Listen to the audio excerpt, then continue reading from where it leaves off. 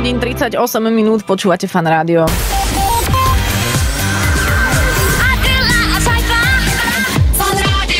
Okrem poslednej skvelej fanrádiovskej dohody v Poprade vám ponúkame ďalšie nejaké plány na víkend. Poradíme vám, pretože Lucia prišla do štúdia Fan Rádia. Lucia, ahoj. Ahojte. No dozvedeli sme sa, že v Dobšinej sa konajú preteky automobilov do vrchu, tak povedz viac. Áno, presne tak. Stretla som sa s pretekárom, ktorý na kopci v Dobšinej nebude chýbať, s Jarom Homolom.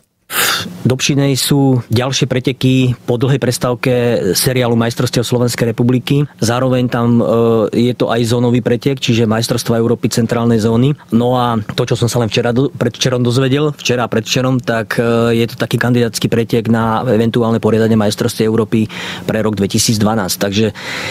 Takže mal by to byť asi veľmi pekný pretek a podľa štartovnej listiny prihlásených jazdcov aj s bohatou zahraničnou účasťou. Preteky do vrchu sú pritom doslova šprinterskými pretekmi. Jazdci nesmú urobiť ani chybičku, preto musia ovládať trať na 100%. A tak som Jara preskúšala z toho, ako pozná kopec v Dobšinej.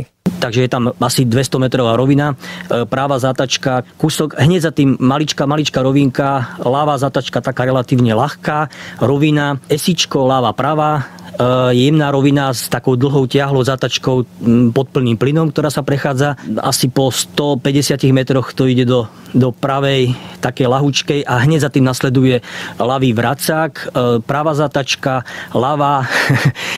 A takto Jaro Homola pokračoval asi ďalšie 2 minúty a až prišiel do cieľa a takto všetko z pamäti samozrejme.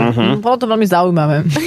No akože šikovný, to je pre pretekára veľmi dôležité si pamätať presne toto, že ako to ide. Čo keď ide? A oni nemajú navigáciu takú v aute, že a teraz odbočte doľava po 2 metroch? Majú presne takú. Inak aj lyžiari majú takú navigáciu. Možno keď niekedy vidíš nejaký svetový pohár a lyžiara ešte bez lyží sa pripravovať na svoj štart, tak sa tak podopiera o paličky a robí také, má zatvorené oči ten pretekár. A predstavuje si ten predstavuje si ten kopec, že kde sú tie bránky a tak sa ako vlní a ide po pamäti vlastne. Jasne, to je super, ide po myšlienkových pochodoch.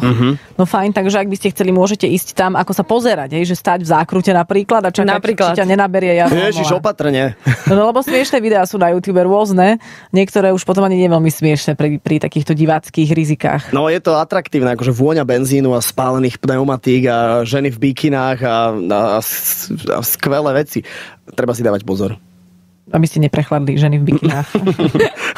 V zákrute vás ofúkne auto. Takže v Dobšinej, áno? Hej. Tento víkend. V jaskyni? To je Dobšinská. Aha. Dobre, okej. Takže Jaro Homola tam bude a môžete tam byť aj vy a môžete si takto spraviť víkendový program. Lucia, ďakujeme za info.